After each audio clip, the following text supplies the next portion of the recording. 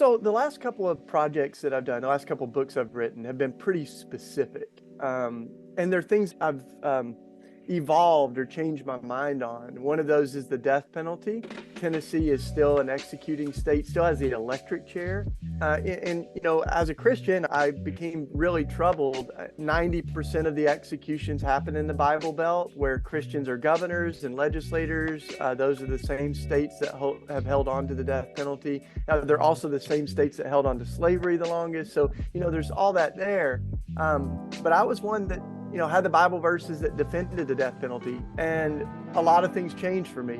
Welcome to the ReThinking Christianity podcast, a home to conversations focused on rethinking, challenging, and engaging with Christian thought.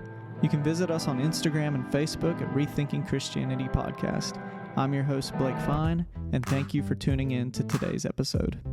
On today's episode of Rethinking Christianity, we have Shane Claiborne, who is an author and an activist. His most recent title is Rethinking Life, Embracing the Sacredness of Every Person. He has numerous other titles that we can get into and talk through, but I encourage you to check out his work. I really appreciate what you do. I kind of was looking at your website some and things like that. And it challenges me seeing your work to not just be upset about something, but to take a step into my upsetness or my frustrations. So I'm challenged by your work as an activist.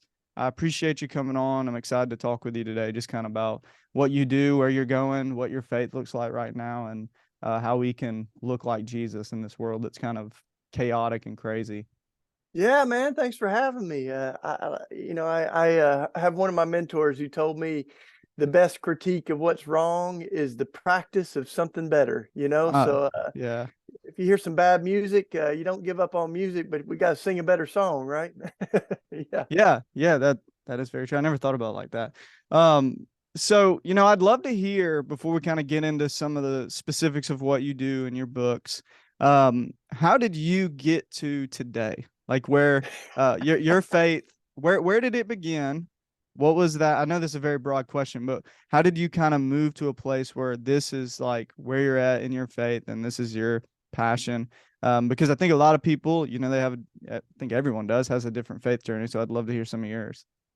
Yeah, man. Well, I'll give you the quick glimpse and we can dive a little deeper. But I grew up in East Tennessee, in the heart of the Bible Belt. And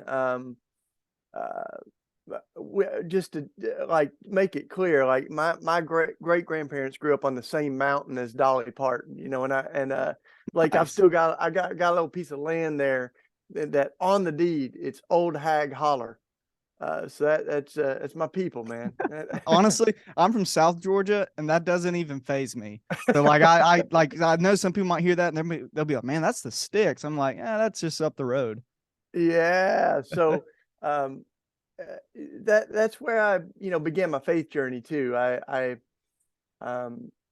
went to a youth retreat and they talked about Jesus and gave an altar call, and I dedicated my life to Christ and got born again. And sometimes I say there wasn't a whole lot to do back in high school those days, so we went the next year and got born again, and then it became like the highlight of our year. Yeah. And I was in the Methodist Church at the time, so there's a lot of things that I still embrace about especially the Wesleyan Methodist history, fighting to abolish slavery, a lot of really beautiful integration of justice and Jesus. But I got a little bored, to be honest. I wanted more, and so I kind of dipped out and went to the charismatic movement and joined this church my mom thought was a cult, and but they believed in miracles. I genuinely believe we saw people healed, like there was some amazing stuff.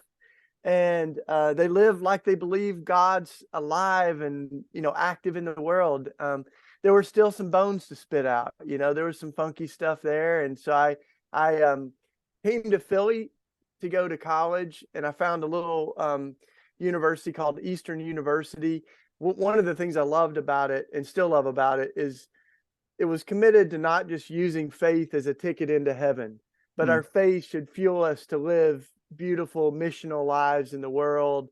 And I always like how Karl Barth, one of the great thinkers of the church, he said, we've got to read the Bible in one hand, but we need to read the newspaper in the other, so that our faith doesn't, just become a way of escaping this world. And that's why, I really love studying sociology and studying theology. So I kind of tried to hold those two together.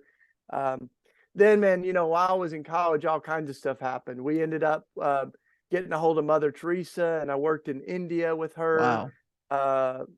And the Catholic tradition really began to shape and form some things for me to deepen my idea of prayer, and what they call about the sacraments, which means Yeah. holy mystery. So there's all that stuff that I really leaned into. Um, and then around that same time, we had a group of homeless families in Philly that had moved into an abandoned Catholic church building. So these were like moms and kids that had nowhere to go. They were living in this abandoned cathedral, and sadly and ironically, the Catholic Church was kicking them out, and told them that they were trespassing, even though the church was abandoned. And but that didn't stop these families. They held a Yeah. press conference, and they said, we've got nowhere to go, and God said this is His building, and we can stay. Yeah. And so that's how everything started for me in Philly, man. And my faith has kind of been, as that old scripture says, we're working out our salvation with fear and trembling, and that's kind of what I've been doing for a couple decades now.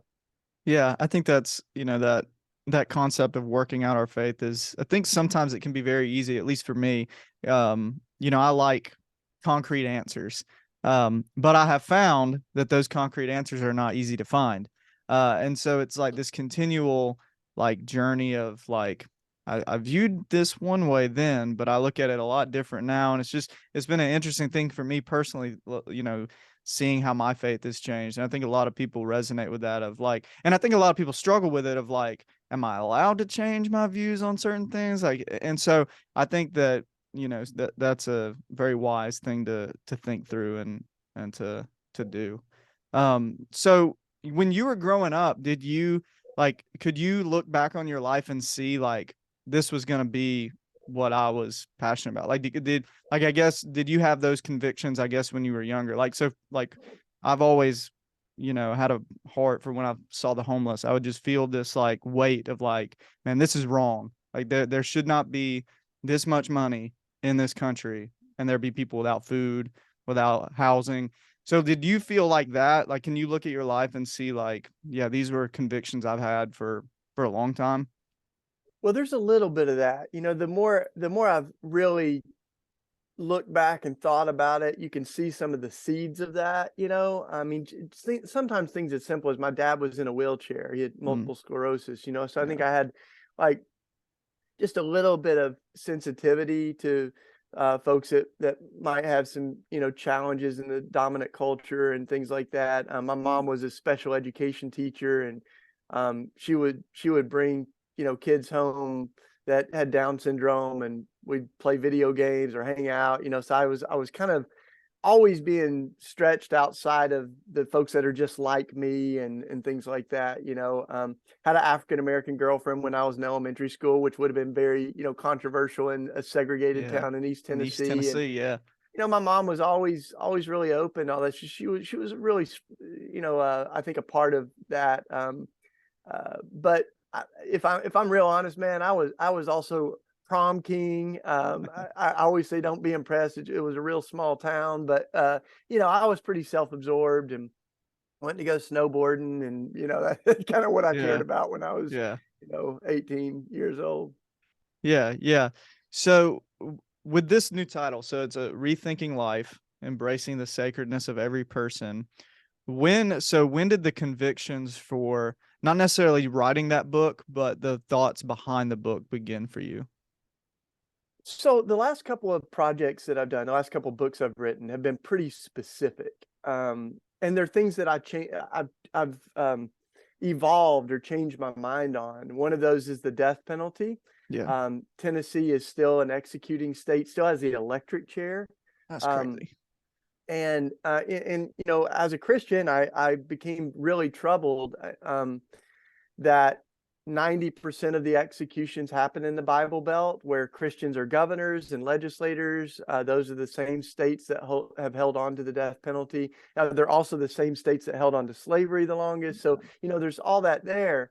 But I was one that, had the Bible verses that defended the death penalty. And a lot of things changed for me. I mean, the more I leaned into Jesus and, saw that this is an absolute contradiction to the heart of the gospel. But I also got to know folks on death row.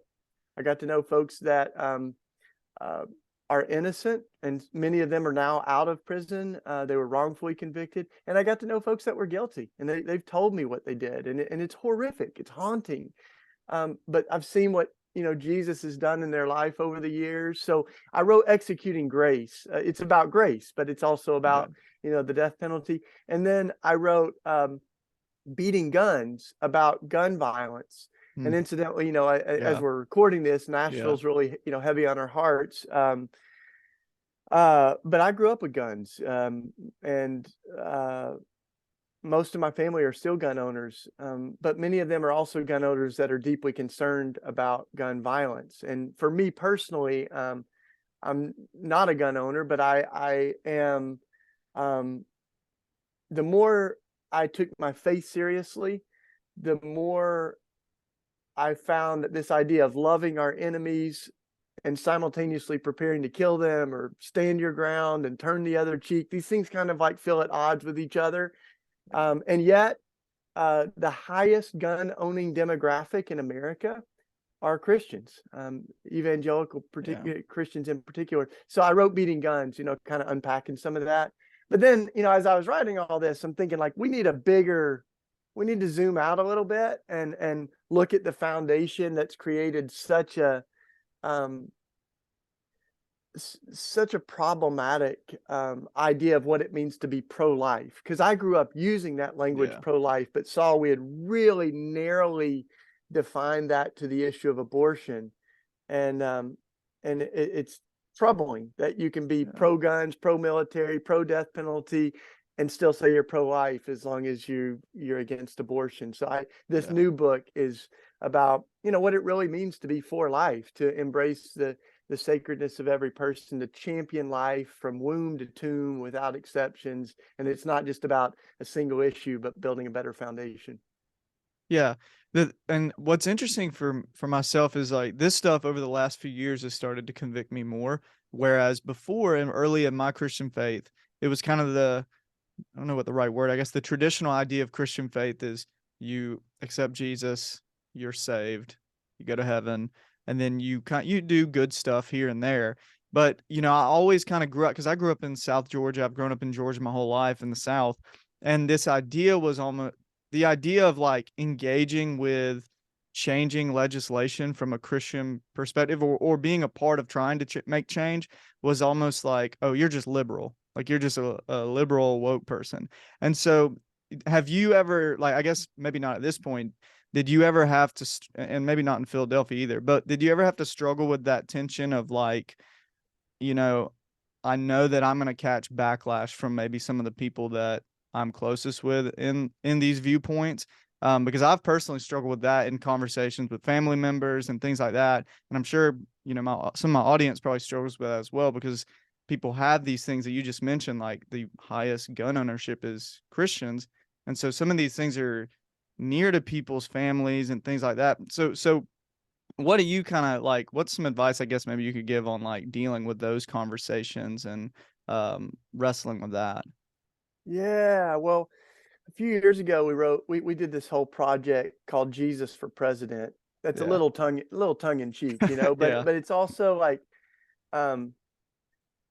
kind of by naming the fact that one of the real temptations and challenges whenever we engage politically is to misplace our hope and to put, all of our chips in with a political party or a candidate that we think is going to change everything. And the early Christians had this deep conviction that, every time they said Jesus is Lord, they were saying Caesar is not. Yeah. And it was very much about, hope. And they, when they were using language like Savior and Lord and King. That was all political language, 2,000 years ago.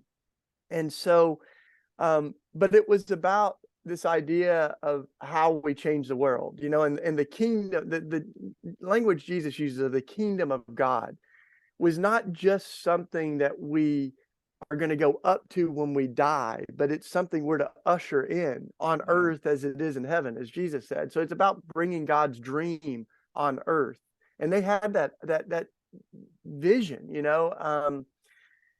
so I think, when we wrote Jesus for President, we were saying, like, our hope, as the old hymn goes, is built on nothing less than Jesus' blood and righteousness. Our hope is not in the donkey of the Democrats or the elephant of the Republicans, but it's in the Lamb, in Christ. And a lot of these things are not about left and right. They're about right and wrong. Like, for instance, welcoming immigrants. Like, that shouldn't be a Republican thing or a Democrat thing. That should be every Christian's thing. Like Jesus said, when you welcome the stranger, you welcome me. When you bring in foreigners, you might be entertaining angels unaware. This is holy work. And yet we kind of get stuck in the culture wars between the left and the right. So I think that's one of the challenges. But then a lot of Christians, so they just totally tap out. They're either like all sold out, Trump's the savior, or they back off and they're like, no, I don't want nothing to do with politics. We got to do the deeper stuff of saving souls. That's all worldly stuff. And you end up with a faith, as my grandmother said, that's so heavenly minded that it's not much earthly good. And I think a part of loving our neighbor as ourself includes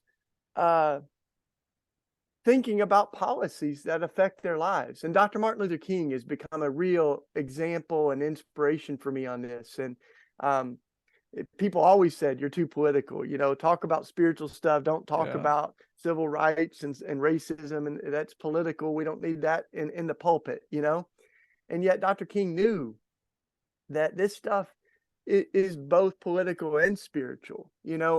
Dr. King had a great line. He said, a law cannot make a man love me, but it can make it harder for him to kill me. Yeah. Right. And when people talk about guns, they go, whoa, that's not a gun issue. It's a sin issue, or it's a heart issue. Right. And we always go, it can be both, God heals hearts, but people change laws, and we can make it harder for folks to kill. And right now we're making it real easy. Right. So, right now, gun violence is the number one cause of death for children in America. So there's no way that we can say we're pro-life and ignore gun violence, right? So obviously this is a passion of mine. So no. But lives are at stake, and Nashville's just the latest reminder of that. Yeah, and I think it's the unfortunate part about it is, like, sometimes we absorb like these tragedies in such a fast pace that it, in a way, it shouldn't be this way, but it has become this way. It's easy to move to the next. And so it's like we almost because of this news cycle, in a way, we dehumanize the tragedy. Like, we become because it's happening so often. And I think for me, at least, I think that sometimes it's easy to like keep moving on with our life because it just keeps on going on. Instead of taking a pause and being like, okay, like, what can we do to like truly view people as like they're made in the image of God?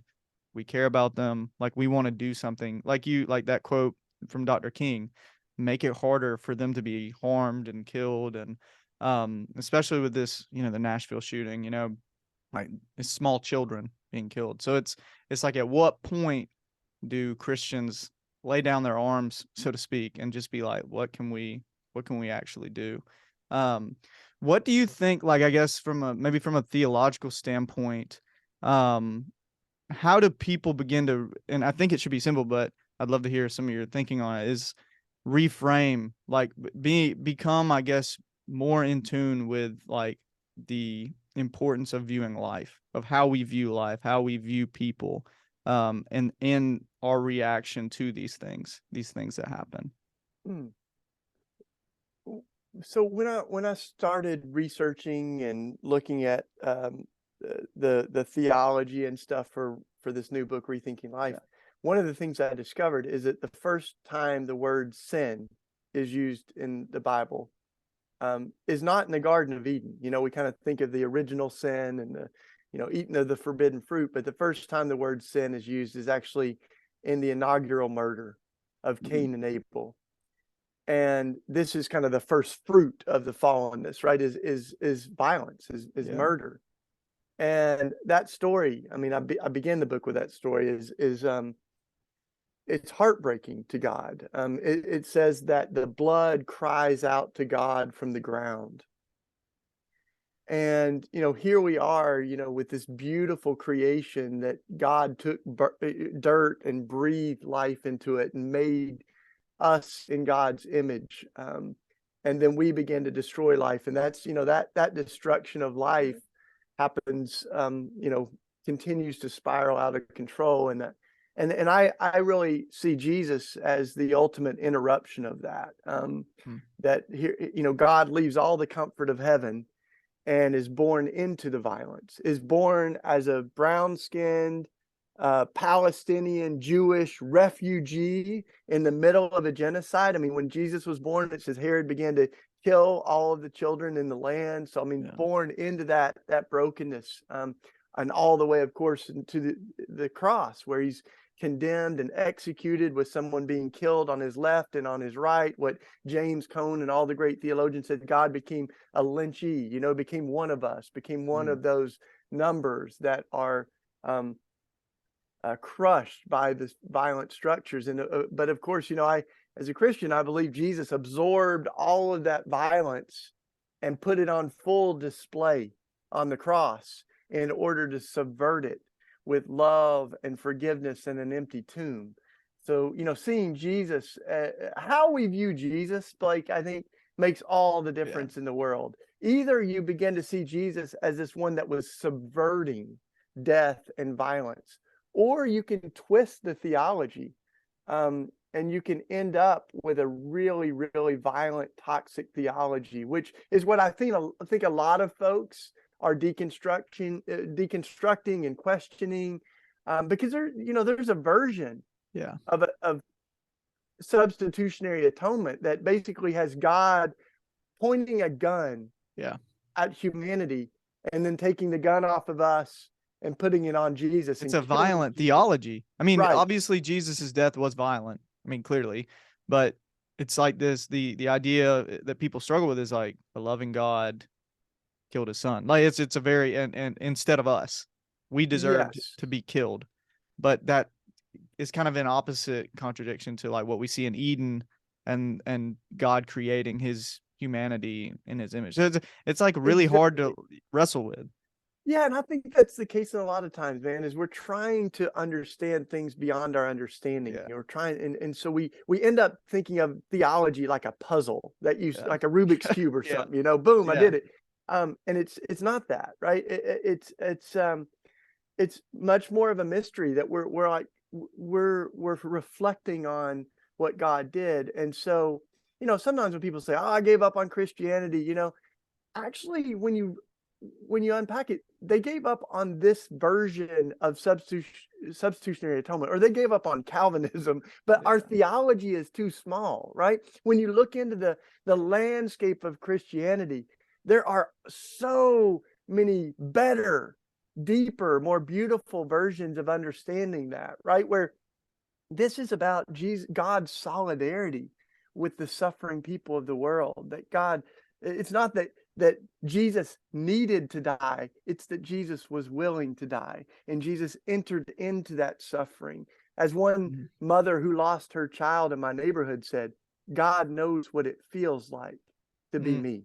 God knows what it feels like to lose your own son. And that's, I think, a part of the mystery of Jesus. But if our theology lands us with a God that is easy to fear but hard to love, there's something wrong, and as Barbara Brown Taylor says, whenever my theology gets in the way of love and loving my neighbor, I'm going to choose loving my neighbor because God never called me to love my theology. Yeah. And I think the thing, something that I refer my mind back to a lot is this: when Jesus is teaching or when he's talking, he's always challenging, and he's like, "You've heard it said, but I say to you this." And so it's like, for me, it's like, okay, I had heard it said this way, or I was told I was supposed to believe it this way, but what if this is different? Like, what if, and like you said, what if those questions lead us to just simply, okay, I don't have an answer to this, but I do know that I'm called to love my neighbor. I'm called to turn the other cheek. I'm called to love my enemy. I mean, that's a crazy concept in and of itself, which we as in some ways like don't reflect very well as Christians a lot of times, or we haven't. Um, so yeah. So I definitely um resonate with what you're speaking to. You know, it's easy to try and like use theology as like this puzzle to get the answers, but sometimes simplifying it to like what we just see Jesus doing, loving people. The story of Israel, like what you said about the mother that lost her son. The story of Israel is God's people in exile, God's people in suffering, and God with them in their suffering, even in their moments where they fail. Like they fail a lot, and it's God still walking alongside of them, being with them. And it's just this beautiful reflection of like this leading to Jesus, like this answer to this suffering, this answer to this failing, this answer to this like hardship and pain. And I think that, the more I read the scriptures and the more I lean into that God that is with us, I find, like more hope. And like you mentioned, like we put our hope in the wrong things a lot of times, whether it be a political party or a pastor or a church or whatever. So I obviously have a lot of thoughts on it, but Yeah, no, and I think it's important to, especially for younger folks that I'm with a lot. They're not looking for folks who um, are answering all the questions. They're looking yeah, for folks that are questioning the answers, right? Because the yeah, answers that we've been yes, given, yes, they aren't yeah, really working. yeah, If your only answer from your theology when a 12-year-old girl gets raped is God had that happen for a reason, yeah, like that's messed up, right? Like we've got to do better. And I think that's why like the answer to bad theology is not no theology, but it's better theology. The answer to bad religion is a better version of it. And you mentioned the eye for an eye, tooth for a tooth, and I kind of unpacked that a lot in this new book because this was an ancient. Jesus said it, right? You've heard it said, an eye yeah, for an eye. Moses told you this, and that not that that paradigm for thinking about justice allowed for reciprocal harm, but it was very specific. You could only hurt someone in the exact way that they had hurt you, and that was one version of justice. If they yeah, broke your left arm, you could break their left arm. If they poked out your right eye, you could poke out their right eye. And it was called lex talionis, and it's where we get the idea of retaliation from. mm, But we've totally warped and misunderstood it, and we've used it for a license for revenge when it was meant to limit the spiral of violence. So you could hurt someone back but not do any more damage, and it was yeah, to set a limit. And so then it makes total sense when Jesus comes and he says, you've heard it said this, but I tell you this, don't even harm them back. Two yeah, wrongs don't yeah, make a right. Just because you can doesn't mean you should.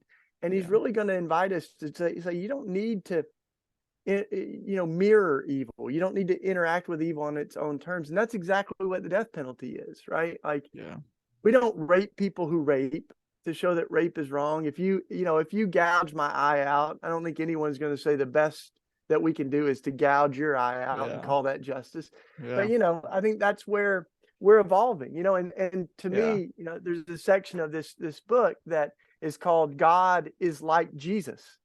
And that's exactly what scripture says is Jesus is the full revelation of God. That's where we can see God with skin on in a way that we can really wrap our hands around, that we can follow and emulate. And God in Jesus is unmistakably nonviolent, is yeah, interrupting the yeah. patterns of violence. Yeah, I mean, I even think of just the story right before he's being arrested. I believe it's Peter. He cuts his ear off, and he puts it Yeah. back on. He literally he brings justice to that situation as the people that are harming him take him away, and it's just incredible. It's incredible to like Yeah. observe and be challenged. So in this book, was there like a specific like chapter or story or moment or something that you were like, this has to be a part of like some of the book or some of the influence in the book? Well, I mean, there's all through it. There's some parts that feel really holy to me. My wife helped craft a section of it, and I do have a chapter. I have a section on abortion because I think we Yeah. need a better conversation on abortion. Yeah. So that's a very holy piece of it. She read her own section in the audio book, and was very formative in kind of shaping that piece of this book. So that's really holy. There's a section too about proximity, where I've tried to tell a Yeah. lot of stories that have shifted my own theology and my own, I guess, politics or worldview on some things. But I've come to really believe that proximity makes a huge difference. Being near to those who are impacted by the issues that we talk about. It's really easy to have bumper stickers or Yeah. opinions that don't come with much responsibility. But and I write, about the guys on death row that I've gotten to know over the years, and one of those uh, guys, I mean, some of them I believe are innocent. I know they're innocent. Some of them are now free because they've been proved innocent.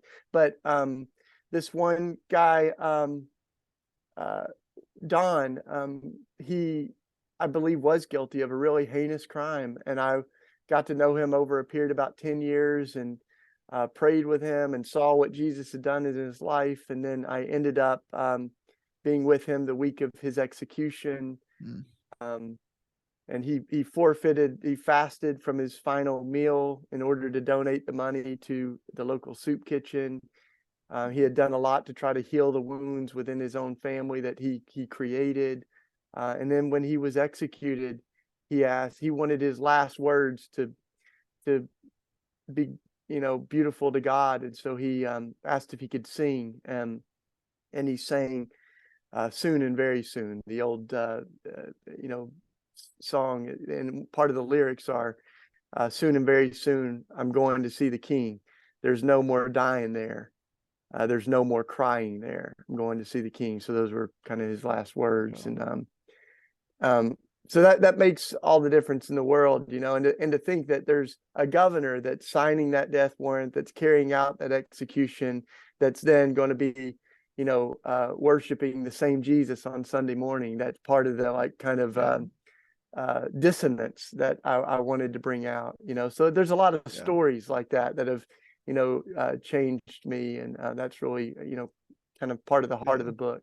Yeah, that's powerful. Um, you know, in observing, some of the stuff with like the death penalty, I think the thing that I've come to realize is it's clearly not an effective way of preventing crime, or prison system in general. And we don't have to get too far into this, but what have maybe you seen in some of your work as as more effective things that, or you would think would be more effective in, from a Christian perspective of like what we could see maybe to deal with some of I mean, there is always going to be crime because we're fallen people. But what maybe are some better answers you think? Yeah, so I think that that's exactly the right question. A lot of people, they say immediately, "What about the victims?" Yeah. And that's exactly the right question.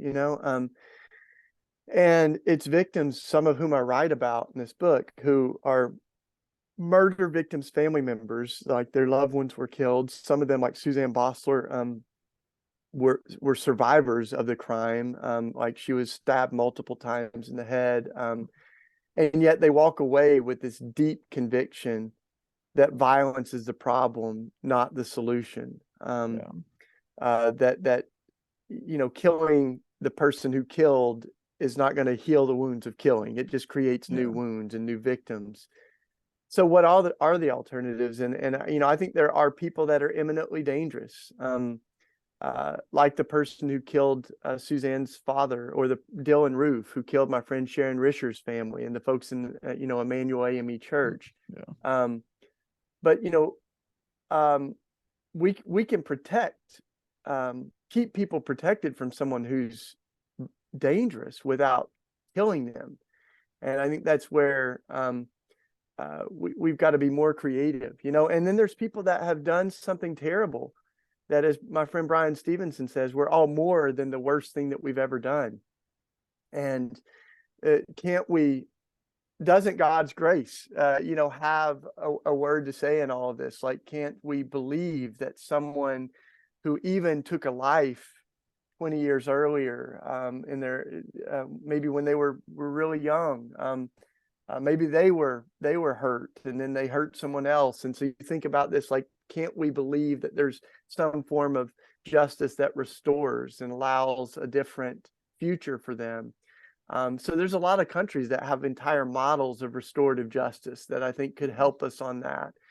But you're right. I mean, when it comes to death penalty, part of the problem is we keep putting so much resources and so much of our energy behind things that are not working. Yeah. I mean, it's not effective, and that's why there's a whole movement of conservatives against the death penalty, because it's more costly to execute someone than it is even to keep someone in prison for the rest of their life. Wow. It's ineffective. Yeah. Police chiefs all over the country were asked, what are some of the deterrents of crime? And the death penalty doesn't even make that list, because when someone's doing something that heinous, they're either not in their right mind. They're certainly not thinking, oh, I'm in Kentucky, the death penalty is here. Like it's just not, that's not the case. So there's no data that really makes a case for the death penalty. So you start to say, why do we have the death penalty? And this is what became really so troubling. It's because people believe the Bible justifies the death penalty. And that's why even states in, like, New England and the Northwest, where Christians are least concentrated, did away with the death penalty based on that data. And the places that have held on to it, it's largely, even in court, Bible verses are used to by district attorneys to try to put the death penalty there. So I think it raises all the right questions, about And I think that really having more conversations about it and being okay with changing our solutions is going to be the resolution. So, as people get your book, Rethinking Life, what is your hope for them as they read it and as they're challenged by it? As I was writing it, the refrain that I kept coming back to was this question: what does love require of us? And that's really the framing question for this book, and what I keep coming back to on abortion, on gun violence, on immigration, on all these different things, on racial justice. What does love require of us? What does love look like in light of history? And some of the things that we've done. How do we heal some of those wounds? How do we tell the truth about our history so that we can get our future right? So there's some great projects out there, I think, that are doing some truth telling, like around history, the 1619 Project and Ibram Kendi's work. So many different writers that are out there. My friend Jamar Tisby, but this also was trying to look at some of the places where the church has failed, but kind of this paradox that there's competing narratives of Christianity, and one has often been life-giving and the other has been deadly. And those often are kind of on parallel tracks at the same time, through Hitler, through genocides, through segregation and lynching, and the colonization of America. You had these two competing versions of Christianity. So that's one looks like love and one not so much. Yeah, for sure. Well, Shane, I appreciate you coming on Rethinking Christianity today, talk through your book and just some of the stuff y'all are doing. Where can people find more of your work, and where can people connect with you through the internet, social media, wherever that may be? Yeah, man. Well, thanks again for the conversation. And I'm on the socials, it's just my name. I'm on Twitter and Instagram, Facebook, and we got a whole movement, called Red Letter Christians, that's named after the verses in the gospel that are in red. So folks can go to redletterchristians.org as far as getting the book, you can get it, you can get it anywhere, but you can also get it on our website, and then the money kind of goes into the nonprofit to fuel our work. So yeah. Awesome. Yeah. And I'll post a link to the book in the show notes. Again, Shane, thank you for coming on. I appreciate it a lot. Thanks for listening to Rethinking Christianity. If you enjoyed this episode and you'd like to help support the podcast, please share it with others, post about it on social media, or leave a rating and review. To catch all the latest from Rethinking Christianity, you can follow us on Instagram at Rethinking Christianity Podcast, as well as on YouTube and Facebook. Thanks again, and I'll see you next time.